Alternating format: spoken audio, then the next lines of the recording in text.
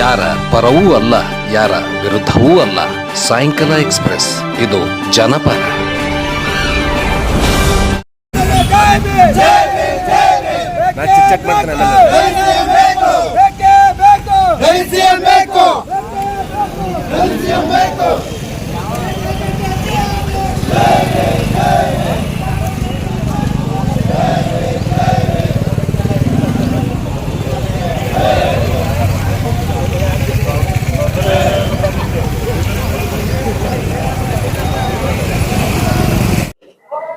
ಕಳೆದ 70 ವರ್ಷದಿಂದ ಸಿಎಂನ ಕೂಗು ಕೇಳ್ತಾನೆ ಬಂದಿದೆ, ಆದ್ರೆ ದಲಿತ ಸಿಎಂ ಕೂಗು.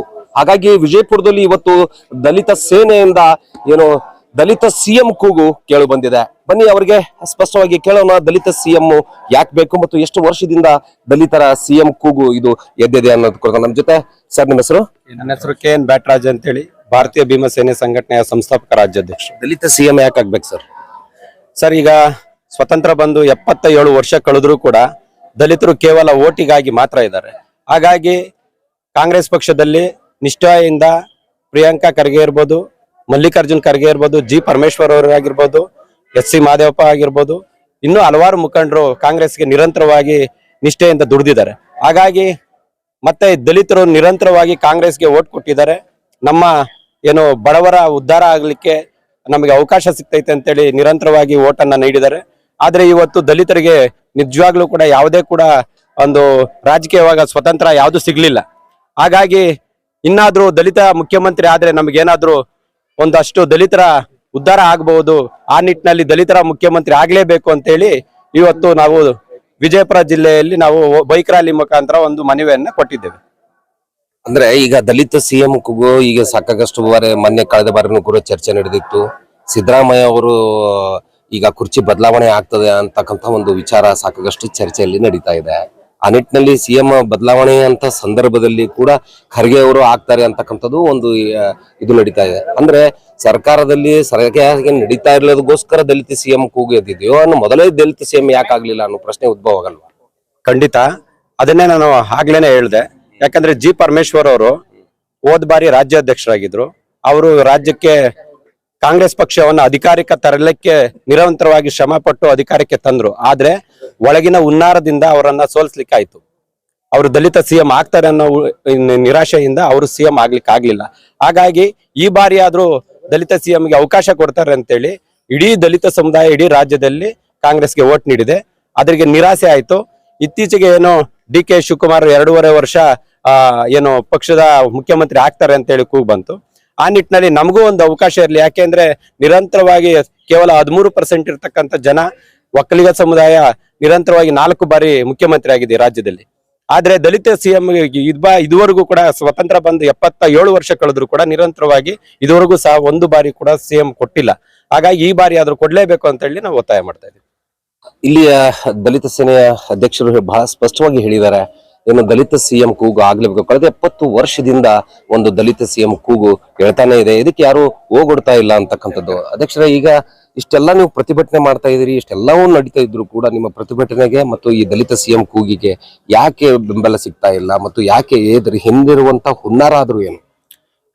ನಾನು ಪ್ರಕಾಶ್ ಕಪ್ನೂರ್, ಭಾರತ ಭೀಮ ಸೇನೆ ರಾಜ್ಯ ಉಪಾಧ್ಯಕ್ಷರು. ನಾವು ಯಾಕೆ ಹೇಳೋದಂತಂದ್ರೆ, ಸಂವಿಧಾನ ಬರೆದವ್ರು ನಾವು, ಸಂವಿಧಾನ ಪಡೆಯೋ ಹಕ್ಕು ನಮ್ಗೆ ಯಾಕಿಲ್ಲ, ನಮ್ಗ ದಲಿತ ಮುಖ್ಯಮಂತ್ರಿ ಬೇಕೆಂದು ನಾವು ಇಡೀ ರಾಜ್ಯದಂತ ಆಗ್ರಹ ಮಾಡ್ತೀವಿ. ಈಗ ಇನ್ನೊಬ್ರು, ನಿಮ್ಮ ಹೆಸರು ಸರ್? ಚೇತನ್ ಕುಮಾರ್ ಅವ್ರೆ, ಪ್ರತಿ ಬಾರಿನೂ ದಲಿತ ಸಿಎಂ ಕೂಗು ಹೇಳ್ತಾನೆ ಇದೆ. ಎಲ್ಲೋ ಒಂದ್ ಕಡೆ ಪಟ್ಟಭದ್ರ ಹಿತಾಸಕ್ತಿಗಳು ದಲಿತ ಸಿಎಂ ಆಗ್ಬಿಟ್ರೆ ಏನು ತೊಂದರೆ ಆಗ್ತದ ಅಂತಕ್ಕಂಥ ಏನಾಗ್ಬೋದು ಸರ್? ನಿಜ, ನೀವು ಕೇಳಿದ ಕ್ವಶನ್ 100% ನಿಜ. ಹಾಗಾಗಿನೇ ನಮ್ಮ ಮಲ್ಲಿಕಾರ್ಜುನ್ ಖರ್ಗೆ ಅವ್ರನ್ನ ಇಲ್ಲಿದ್ರೆ ಸೇವ್ ಮಾಡ್ಬೇಕಂತಾನೆ ಅವರು ಮೇಲೆಗಡೆ ಕಳಿಸ್ತೀನಿ ನಿಮ್ನ, ನೀವು ಡೆಲ್ಲಿಲಿ ಇರಿ ಅಂತ ಅಲ್ಲಿ ಕೂರಿಸ್ಬಿಟ್ರು. ಅವ್ರದ್ದು ಉನ್ನಾರ ಪ್ಲಾನ್ಡ್, ಅದು ನೇರವಾಗಿ ಗೊತ್ತಾಗ್ತದೆ, ಯಾರಿಗೂ ಏನು ಹೇಳ್ಕೊಡ್ಬೇಕಾಗಿಲ್ಲ. ಇಲ್ಲಿದ್ರೆ ನಾವು ಹಿರಿಯರಿದ್ದಾರೆ, ಅವ್ರಿಗೆ ನಾವು ಸಿಎಂ ಪದವಿ ಕೇಳ್ತೀವಿ ಅಂತ ಹೇಳ್ಬಿಟ್ಟು ಅವ್ರಲ್ಲಿ ಮಾಡ್ರು. ಈಗವರೆಗೂ ನಾವು ಬಿಡೋದಿಲ್ಲ. ಜಿ ಪರಮೇಶ್ವರ್ ಇದ್ದಾರೆ, ಇಲ್ಲ ಅಂದ್ರೆ ಮಲ್ಲಿಕಾರ್ಜುನ್ ಮಗ ಇದ್ದಾರೆ, ಅವ್ರಿಗೂ ಬೇಕಾದ್ರೆ ಕೊಡ್ಲಿ. ಇಲ್ಲ ಅಂತಂದ್ರೆ ನಮ್ಮ SC ಮಾದೇವಪ್ಪ ಅವರು ಇದ್ದಾರೆ, ಅವರಲ್ಲಿ ಒಳ್ಳೆ ಹೋರಾಟಗಾರ ಇದ್ದಾರೆ, ಅವರು ಕೊಡ್ಲಿ. ಅವ್ರು ಕೊಟ್ಟು ನಮ್ಮ ದಲಿತ ಸಾಹೇಬನ್ನು ಕಾಪಾಡ್ತಾರ ಭರವಸೆ ನಮ್ಮಲ್ಲಿದೆ. ಹಂಗಾಗಿ ನಾವು ಹೋರಾಟ ಮಾಡೇ ಮಾಡ್ತೀವಿ. ಯಾವುದೇ ಕಾರಣಕ್ಕೂ DK ಶಿವಕುಮಾರ್ 2 ವರ್ಷ ಆಡಳಿತ ಮಾಡ್ತಾರೆ ಅನ್ನೋದಾದ್ರೆ ಸುಳ್ಳ ಮಾತು. ನಮ್ಗೆ ಸುಳ್ಳದು. ನಮ್ಗೆ ದಲಿತ ಸಿಎಂ ಬೇಕೇ ಬೇಕು. ಇಲ್ಲದ್ರೆ ನಾವು ಉಗ್ರವಾದ ಹೋರಾಟ ಜಿಲ್ಲೆಯಲ್ಲೂ ನಾವು ಹೋರಾಟ ಮಾಡ್ತೀವಿ.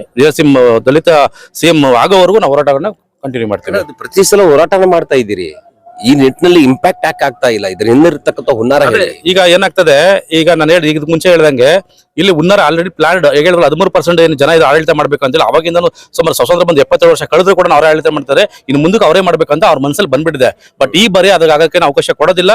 ನಾವು ಉಗ್ರವಾದ ಹೋರಾಟ ಮಾಡ್ತೀವಿ. ಈ ಸತಿ ನಾವು ದಲಿತ ಸಿಎಂ ಮಾಡೇ ಮಾಡ್ತೀವಿ, ಬಿಡೋದಿಲ್ಲ ಅಂತ ಹೇಳಿ ಪಣ ತೊಡ್ತಾ ಇದ್ದೀವಿ. ಆ ದಲಿತರ ಒಗ್ಗಟ್ಟಾಗದೇ ಇರುವುದು ಇದು ಎಲ್ಲೋ ಒಂದ್ ಕಡೆ ಇದ್ರದ್ದು ಲೂಫೋರ್ಸ್ ಅಂತ. ಇಲ್ಲ, ಅದು ಕೂಡ ಒಂದು ರೀತಿ ಸರಿನೇ ಆಯ್ತು. ಅದಕ್ಕೆ ಈಗ ನಾವು ಪ್ರತಿಯೊಬ್ಬ ದಲಿತರಿಗೂ ತಟ್ಟಿ ಎಬ್ಬರಿಸುವಂತ ಕೆಲಸನ ನಾವು ರಾಜ್ಯದಲ್ಲಿ ಮಾಡ್ತಾ ಇದೀವಿ. ಅದಕ್ಕಾಗಿ ಇವತ್ತು ನಾವು ಈ ಜಿಲ್ಲೆಯಲ್ಲಿ ಬಂದು ಈ ಹೋರಾಟ ನಂಬ್ಕೊಂಡ್ರಂತ ಪ್ರತಿಯೊಂದು ಜಿಲ್ಲೆಯಲ್ಲಿ ಹೋಗಿ ದಲಿತ ಜನಗಳನ್ನ ನಾವು ತಟ್ಟಿ ಎಬ್ಬರಿಸಿ ಎಲ್ಲರೂ ಬನ್ನಿ ಹೋರಾಟ ಮಾಡೋಣ, ಎಲ್ಲರೂ ಬನ್ನಿ ದಲಿತ ಸಿಎಂ ಕೇಳೋಣ ಅಂತೇಳಿ ಒಂದು ಕಡೆ ದಲಿತ ಸಿಎಂ ಬೇಕು ಅಂತೇಳಿ ಹೋರಾಟನ ಕಂಟಿನ್ಯೂ ಮಾಡ್ತಾ ಇದೀವಿ. ಅದಕ್ಕೋಸ್ಕರ ಇದಿಷ್ಟು ದಲಿತ ಸಂಘಟನೆಗಳ ಒಂದು ಬಹಳ ಸ್ಪಷ್ಟವಾಗಿರ್ತಕ್ಕಂತಹ ಒಂದು ವಿಚಾರವಾಗಿದೆ. ಮುಂಬರುವ ದಿನಗಳಲ್ಲಿ ದಲಿತ ಸಿಎಂ ಆಗದೇ ಇದ್ರೆ ನಮ್ಮ ಹೋರಾಟ ಬಹಳ ಉಗ್ರವಾಗಿ ಅಂತಕ್ಕಂಥದ್ದನ್ನ ಈಗ ಇಲ್ಲಿ ದಲಿತ ಸಂಘಟನೆಗಳು ಬಹಳ ಒಂದು ಆಕ್ರೋಶಭರಿತವಾಗಿ ಹೇಳಿರ್ತಕ್ಕಂಥದ್ದು. ಒಟ್ಟಾರೆಯಾಗಿ ದಲಿತ ಸಿಎಂ ಕುರಿತಾಗಿ ಏನು ಆಗಬೇಕಾಗಿದೆ ಆ ನಿಟ್ಟಿನಲ್ಲಿ ಒಂದು ಪ್ರತಿಭಟನೆ ನಿರಂತರವಾಗಿ ಇರ್ತದೆ ಅಂತಕ್ಕಂಥದ್ದನ್ನ ಇಲ್ಲಿಯ ದಲಿತ ಸಂಘಟನೆಗಳು ಸ್ಪಷ್ಟಪಡಿಸಿವೆ. ಸಾಯಂಕಾಲ ಎಕ್ಸ್ಪ್ರೆಸ್, ವಿಜಯಪುರ.